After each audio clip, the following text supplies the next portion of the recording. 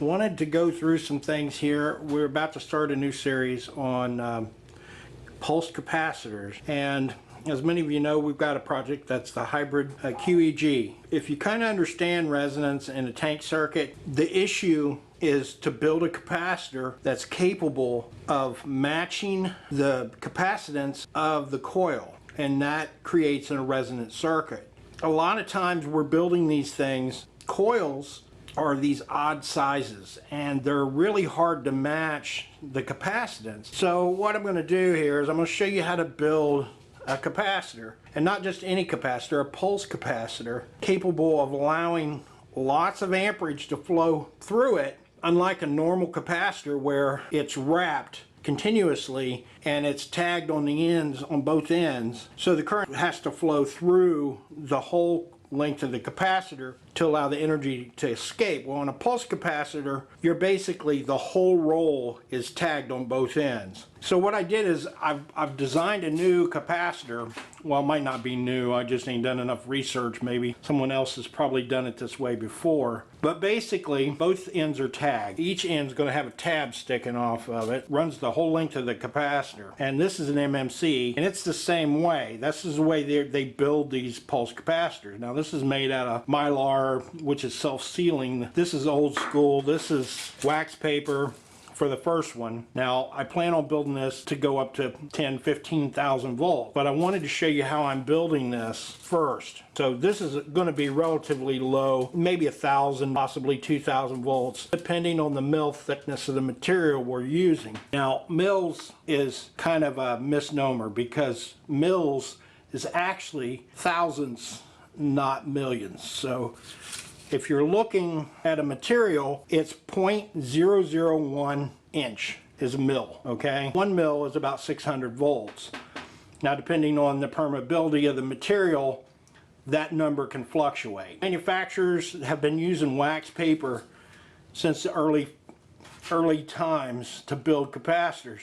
A lot of the old radio sets, they still hand wind their capacitors from wax paper and aluminum foil. So it's a time-tested way to build a capacitor. Some of the materials I'm going to be using in this series are vinyl. Now, this is 10 mils. So this is what the large capacitors are going to be made out of. It's really durable, and it makes a perfect dielectric, because if any of you have taken vinyl, you know that it can carry a static charge real well. Now, when I talk about dielectric, I'm talking about the material's ability to maintain a current without conductivity. So it's acting as an insulator, but it's also allowing the current to build up and be transferred to the opposite side of the material. So this is kind of a weird area, because it's an insulator, but it's really not, because the current is being passed through the device.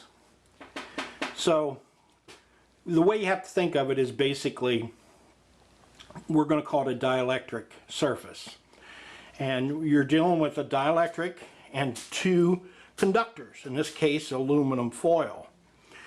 Now, when you're building something like this, it's real important that you know your mils. And in this material, this is wax paper, and it's rated at 6.96 mils, and at 600 volts roughly per mil, that's a pretty good insulator. And it can even be better if you vacuum seal this capacitor in an oil. Now, I don't plan on doing that on this first one, but I might be doing it later, just to show you how to do it and to increase my amperage, or my voltage passing through the capacitor, because air is not your friend when you're dealing with electrical current. And the punch through, which is the voltage, as the voltage builds on both sides of this dielectric, it can actually create an arc through the material. And once that happens, you're done. That's why they use Mylar, is because Mylar basically will seal itself around the punch through. But now, in this case, we're going to be working with relatively low voltages, so it's not so much an issue as when you're dealing with 10,000, 15,000 volts, like we're doing in the QEG project. This is just a low power AC capacitor, but it's a pulse capacitor. So I'm going to show you what we're doing here. Now, these capacitors, if you've dealt with these things, you know it's really hard to get one the size you want and rated at the voltage you want. So you end up putting them in series and then parallel. This came off with a large generator I put together a few years ago.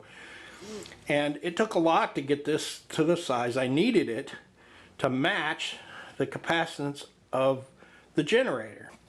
Let's get started here. I'm rambling on here. This is going to allow me to flatten the capacitor and then slip this piece out of the center so I can remove this from the jig that I'm using to wind it. Now, what we're going to do here is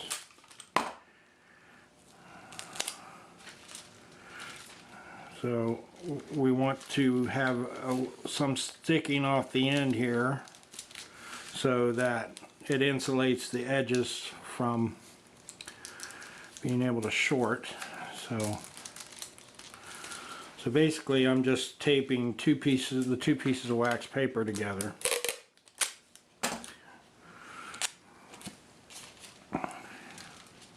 So they stay lined up with each other.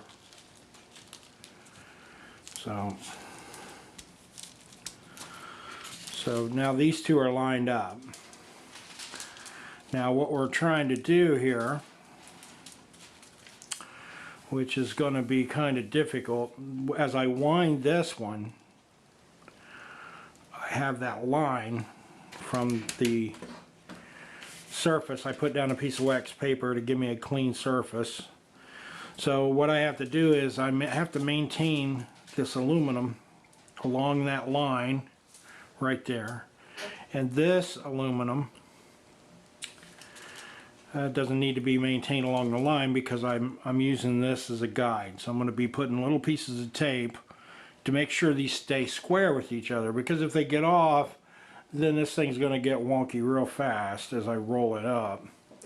So what we're going to do here is make sure we have a good alignment, and then take a small piece of tape and tape down this side. So this is straight. We want to maintain this inch spacing along here so that it doesn't get crooked. So I'll go ahead and tape all the way down and then wind it up to that point. Now the tape on the other side has to be done as we roll it up. So let's set this up. And we're going to take this piece, which is the block I'm going to use to wind this thing. I want it to be flat. So you don't want to tape to this thing because then you're not going to be able to remove it. And the whole trick of this here, if you see this, is so that we can slide this out of it and collapse the ends to create the connectors. So the first thing I want to do here is make sure that these are lined up the way I need them, and then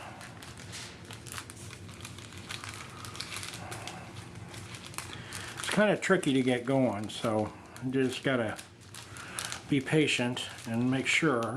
It would be easy to tape them, but then you wouldn't be able to get the part out again.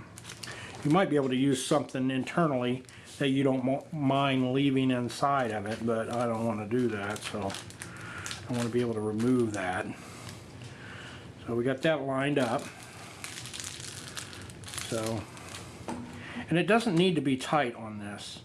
Now, because what we're going to do, and we have to remove this, it doesn't, you don't want it to be real tight, so, but you do want it to be good and flat and not wrinkled. So you can kind of pull back on it to snug it up. Just don't make it too tight that you can't get the center block out, because then you're going to have it'll be useless. You won't be able to use it if you can't get that center out.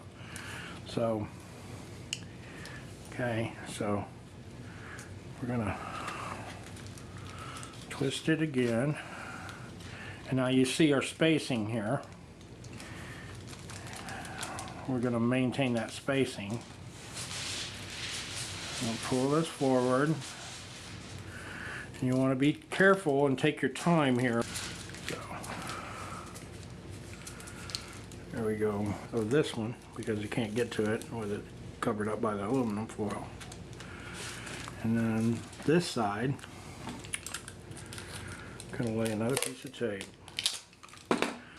The tape is there to help you ensure that this spacing that we're having is maintained through the entire wind. If your insulator's thicker, you have less capacitance. Because it's thicker, it reduces the capacitance. Now I just thought of something that may be an issue here. You want to put a small piece of tape, maybe Scotch tape or something, because this could be an issue. This is non-conductive, so, and because I'm going to smash this together, it will conduct, but I want it to use that tension against itself to conduct fully through the whole thing. So I'm going to make those pieces of tape smaller. I found a little easier way to do this, so I wanted to go over that change.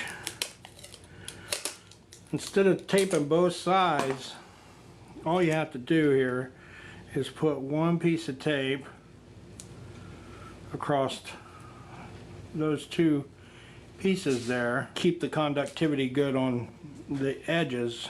I'm using one small piece of tape only on the one side. That way I can maintain the line on the other side, and then just put a piece of tape across all three sheets here. Now, depending on the size you want to make this capacitor, this first one I'm going to make it however long I need to make it for this test, and then I'll check the capacitance. Then I'll be able to see how much I have left on the reel. That is 30 feet, I think, on the aluminum foil. And then I'll know how much aluminum foil I used to generate the capacitor. And then I can figure that out. Now you can do algebra and do a calculation and figure out the surface area. But little factors like this wobbling in and out here, we want a precise capacitance value. So if I can calculate it with algebra, that's only going to take me so far. If I build it, test it, figure out what I want the capacitance to be, and then take the overall length, and then I can determine how much I need to take off of that to make it the right capacitance, until I get an idea of my values here. Once I know the values, I'll easily be able to say, well, I need 10 feet for so-and-so. But this is kind of a new process. I usually go out and buy the things, but because this is such a unique project where the capacitance is needs to be so well refined, this is the only option that I can think of that doesn't require mismatching capacitors to get a value that I want. So I could do a zigzag pattern here. I wouldn't have to wind this like this. I could just create a folding pattern to do the same exact thing. I chose to do it this way, so I might shoot myself in the foot, but it's so much easier just to do it that way. So what we're doing here, it's only moving off slightly. You can see it's pretty close to being straight. Now the thing is, when we do the large one, you know, your resonant frequency of the coil is going to be in the picofarad range, so this is going to work just fine. It's still going to end up being a big capacitor like this because we're not using advanced materials other than vinyl and aluminum foil. I don't care if it's big personally. If I can make it for, cost of this right here is $5. So if I can make it for $5 and tune it to the size I need it, I'd much rather do that and know what I'm dealing with and be able to replace it easily if I need to. Now the vinyl is not going to be that simple, but I'm going to be running some experiments on this cap as well, just to see what it's capable of and see what the punch through is.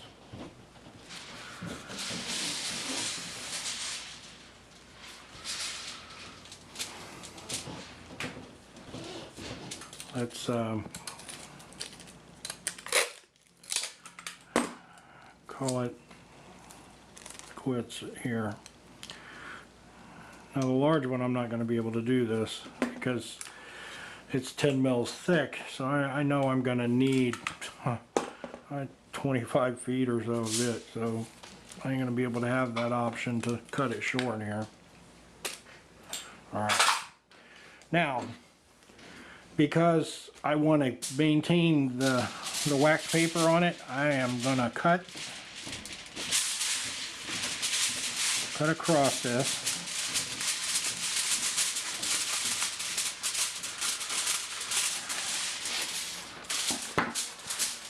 Not all that straight, but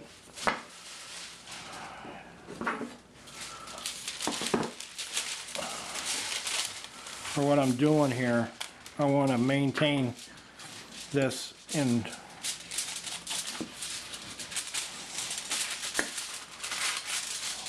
such a way that I can keep rolling the wax paper up. So let's see. I'm only going to be able to roll that wax paper up. Okay. So got that. Now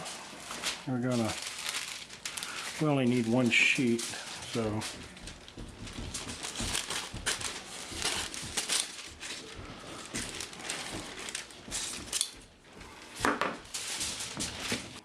I rolled it up a few times here. I got a good wax coat layer on it. So we're going to cut this.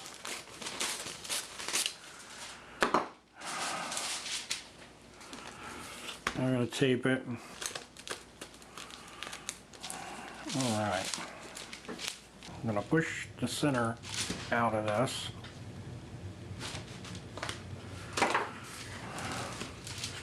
Just like that. And I can pull that out. Now that relieves enough room just to slide those right out. So now what you're going to do is flatten this thing out. Now I'm going to make a special clamp to clamp these ends, right? Now if I was doing high voltage, I would be a lot more worried about, you know, having air in it and all this other stuff, but you know, relatively low voltage, 600 to 1000 volts, I don't think it's really going to matter that much. Okay, now we're going to check how many microfarads this capacitor we just built is. Keep in mind, this is just a test to see how well I can wind it and to show you a procedure to tune a capacitor. So we're not, in a normal situation I would buy a capacitor, but because of this situation with the QEG, I need to make a tunable capacitor, and this option is now available to do that. So this is called an LCR meter. It looks like a multimeter, but it reads capacitance, induction, and resistance. So it is a little more handy than your standard multimeter. But okay, this is a standard capacitor, which is rated at 20 microfarads. Okay, so we're gonna take a reading on this, and it's reading 18.95. So just to give you an idea, that's what that one is. Now let's take a reading on the capacitor we just built. Let's put this right here, and we're gonna probe both ends of this. 1.4 microfarads. So this is 20 microfarads. This is 1.4 microfarads. So you can see the difference here. This thing's huge, but it only represents a little over a 20th of this standard capacitor. But now, you know, if you're tuning it and it's in picofarads, your tuning capacitor, then this is going to be fine, because we're going to dial that down and make it even smaller than that. Now I'm just touching this, and because this is a pulse capacitor, that energy can rush right through this thing. This is the connector on both ends. So there you go. That's how you build a home-built capacitor. I'll be doing another video where I'm building one that's capable of handling 10,000–15,000 volts, as opposed to something like this that can only handle 1,000. So for now, this is Technomancer for 0 Point Fuel signing out.